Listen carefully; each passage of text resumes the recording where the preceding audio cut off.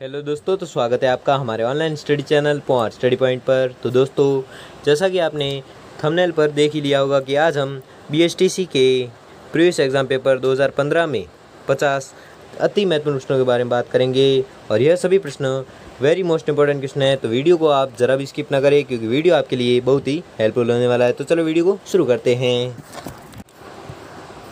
तो आपका पहला सवाल है कि टाका उदाहरण है, तो किसका उदाहरण है? जल संरक्षण का। ठीक है। अगला सवाल है कि वर्ष 1961 की जनगणना रिपोर्ट के अनुसार राजस्थानी भाषा की कुल बोलियां कितनी हैं? तो आपको याद रखना है बोलियां हैं 73। ठीक है। कौन सी जनगणना रिपोर्ट के अनुसार? तो 1961 की जनगणना रिपोर्ट के अनुसार। अगला सवाल है कि महाराणा मेवाड़ चैरिटेबल फाउंडेशन का मुख्यालय कहाँ पर है? तो आपको याद रखना है यह मुख्यालय उदयपुर में। ठीक है। कौन सा मुख्यालय? महाराणा मेवाड़ चैरिटेबल फाउंडेशन का मुख्यालय। अगला सवाल है कि राजस्थान की पहली पवन ऊर्जा परियोजना कहाँ पर स्थापित हुई? तो आपको याद रखना है यह स्थापित हुई अमर सागर में। ठीक है। कौन सी परियोजना? पवन ऊर्जा परियोजना।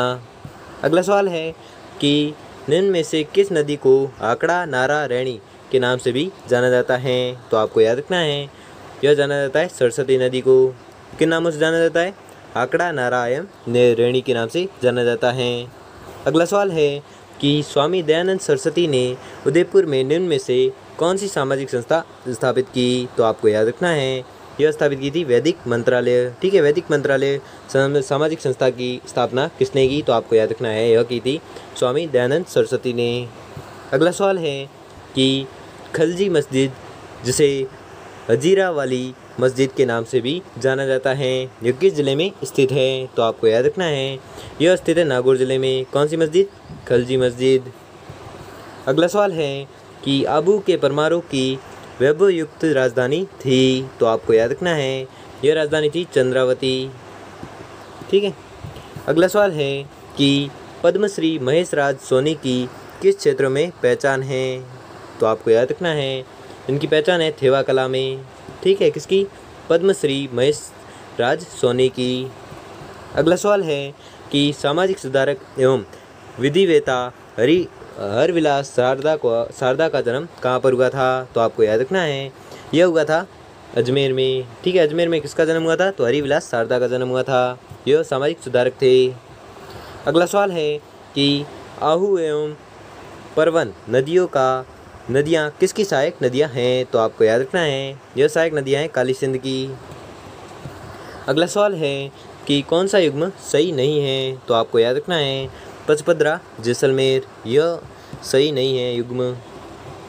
अगला सवाल है कि राजस्थान के किस जिले में सर्वाधिक अफीम का उत्पादन होता है? तो आपको याद रखना है सर्वाधिक उत्पादन होता है चित्तौड़गढ़ में। ठीक है। किसका उत्पादन होता है? अफीम का। कहाँ पर होता है? सर्वाधिक चित्तौड़गढ़ में होता है। अगला सवाल है कि राजस्थान का राज्य वाद्य है? तो आपको याद रखना है राज्य वाद्य है अलगोजा।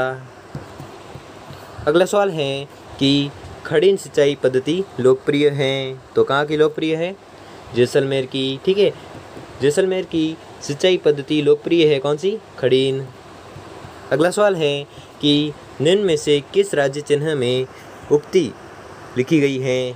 जो दृढ़ राखे धर्म को तीही राखे करतार, अर्थात जो दृढ़ता से धर्म की रक्षा करता है भगवान एकलिंगनाथ जी उसकी रक्षा करते हैं। तो आपको याद रखना है यह किसका राज्य चिन्ह है? तो आपको याद रखना है यह है मेवाड़ का। ठीक है। राज्य चिन्ह में उक्ति लिखी गई है कहाँ पर? मेवाड़ में। अगला सवाल है कि जयपुर प्रजामंडल के प्रथम अधिवेशन के अध्यक्ष कौन थे? तो आपको याद रखना है यह थे इनमें से कोई नहीं। अगला सवाल है कि पशुपालन के प्राचीनतम साक्ष्य किस सभ्यता से मिले हैं? तो आपको याद रखना है यह मिले हैं बागोर से। ठीक है। किसके साक्ष्य मिले हैं? पशुपालन के प्राचीनतम साक्ष्य मिले हैं। अगला सवाल है कि पृथ्वीराज तृतीय किस चौहान वंश से संबंधित था? तो आपको याद रखना है यह संबंधित था शाकंभरी चौहान वंश से। कौन? पृथ्वीराज तृतीय। अगला सवाल है कि राजस्थान के उस राज्य का नाम बताइए जिसमें अंग्रेजी शासन के पूर्व ही 1698 ईस्वी में वास्तविक लोकतंत्र की स्थापना अमर शाही रेख द्वारा ही कर दी थी, जो देश आज़ादी तक विद्यमान रही थी। तो आपको याद रखना है वह राज्य था मेवाड़। ठीक है, वह राजस्थान के मेवाड़ राज्य वह राज्य था जिसमें अंग्रेज शासन के पूर्व ही 1691 ईस्वी में वास्तविक लोकतंत्र की स्थापना अमर शाही रेख द्वारा ही कर दी गई थी, जो देश आज़ादी तक विद्यमान रही। ठीक है, तो वह कौन सा राज्य था? मेवाड़ राज्य। अगला सवाल है कि राजस्थान में जीरे का सर्वाधिक उत्पादन निम्न में से किस समूह में होता है? तो आपको याद रखना है, यह होता है बाड़मेर, जालोर, नागौर और पाली समूह में होता है। किसका सर्वाधिक उत्पादन? तो जीरे का सर्वाधिक उत्पादन होता है। ठीक है, कौन सा समूह? बाड़मेर, जालोर और नागौर और पाली। अगला सवाल है कि वालर प्रसिद्ध नृत्य हैं, तो कहाँ का प्रसिद्ध नृत्य है? सिरोही जिले का। ठीक है, सिरोही जिले का प्रसिद्ध नृत्य कौन सा है? तो वालर है। अगला सवाल है कि देवेंद्र झाझड़िया संबंधित है, तो कहाँ से संबंधित है? एथलेटिक्स से। ठीक है, एथलेटिक्स से संबंधित है कौन? देवेंद्र झाझड़िया। अगला सवाल है कि सती प्रथा पर प्रतिबंध लगाने वाली पहली राजपूत रियासत कौन सी थी? तो आपको याद रखना है, वह रियासत थी बूंदी रियासत। ठीक है, बूंदी रियासत वह रियासत थी जो सती प्रथा पर प्रतिबंध लगाने वाली पहली राजपूत रियासत थी। अगला सवाल है कि सुमेलित युग्म नहीं है, तो कौन सा सुमेलित युग्म नहीं है? पृथ्वीराज विजय चंद्रवरदायी। तो पृथ्वीराज विजय किसने लिखा था? जैनक ने लिखा था, चंद्रवरदायी ने नहीं लिखा था, इसलिए आपका आंसर हो जाएगा पृथ्वीराज विजय चंद्रवरदायी। अगला सवाल है कि अजमेर मेरवाड़ा का राजस्थान में विलय हुआ था, तो कब हुआ था? 1 नवंबर 1956 को। ठीक है, 1 नवंबर 1956 को क्या हुआ था? तो अजमेर मेरवाड़ा का राजस्थान में विलय हुआ था। अगला सवाल है कि झालावाड़ राज्य में कौन सा शासक कला एवं संगीत का महान आश्रयदाता सिद्ध हुआ? तो आपको याद रखना है, वह शासक था, इसका तो मेरे को पक्का आंसर नहीं पता है, इसलिए ये भी मेरे को आपको कमेंट करके ज़रूर बताना है। ठीक है, ठीक है, लास्ट में आपको पूछूंगा कि इसका जवाब क्या है, तो कमेंट में ज़रूर बताएं। जिसका सही हुआ उसको शाउट आउट मिलेगा। ठीक है, तो अगला प्रश्न देखते हैं। अगला सवाल है कि तकावी का अर्थ है, तो तकावी का अर्थ क्या है? कृषि कार्य के लिए कृषकों को राज्य द्वारा अग्रिम धनराशि देना।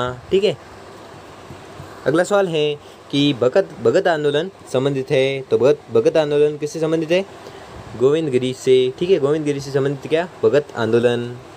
अगला सवाल है कि रागमाला का प्रसिद्ध चित्रकार डालू राजपुताना की किस शैली से संबंध है? तो आपको याद रखना है, यह है मेवाड़ राज्य से। ठीक है, मेवाड़ शैली से संबंध है। किस चित्रकार का? तो रागमाला का प्रसिद्ध चित्रकार डालू राजपुताना की किस शैली से संबंध है? तो मेवाड़ शैली से संबंध है। अगला सवाल है कि कटारगढ़ किस किले का एक भाग है? तो आपको याद रखना है, यह भाग है कुंभलगढ़ किले का।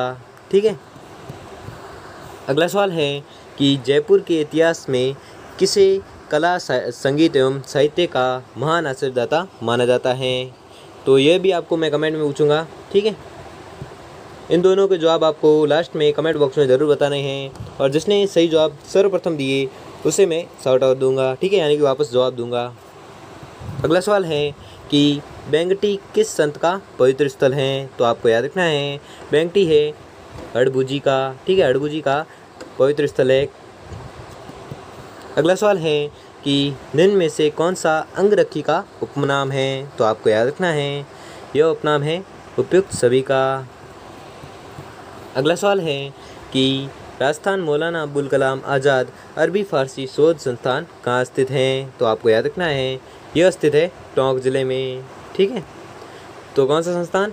राजस्थान मौलाना अबुल कलाम आज़ाद अरबी फ़ारसी शोध संस्थान। ठीक है, कहाँ पर स्थित है? टोंक में।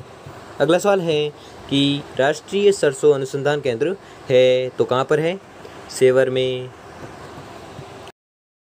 अगला सवाल है कि डॉक्टर बलवंत राय मेहता समिति एवं अशोक मेहता समिति का संबंध किससे है? तो आपको याद रखना है, यह संबंध है पंचायत राज सुधार से।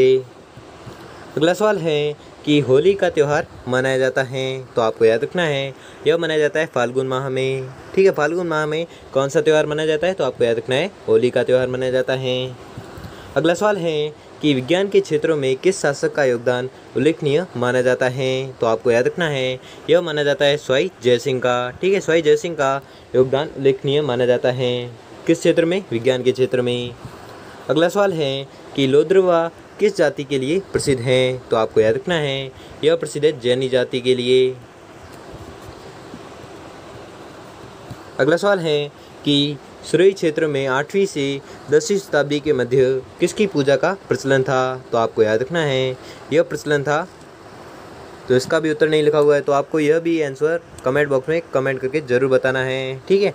तो कितने प्रश्न हो गए? 3 प्रश्न हो गए, और तीनों ही प्रश्न हमें कमेंट बॉक्स में कमेंट करके ज़रूर बताएं। अगला सवाल है कि डॉक्टर सलीम अली का संबंध है? तो आपको याद रखना है इनका संबंध है घना राष्ट्रीय पार्क से, ठीक है।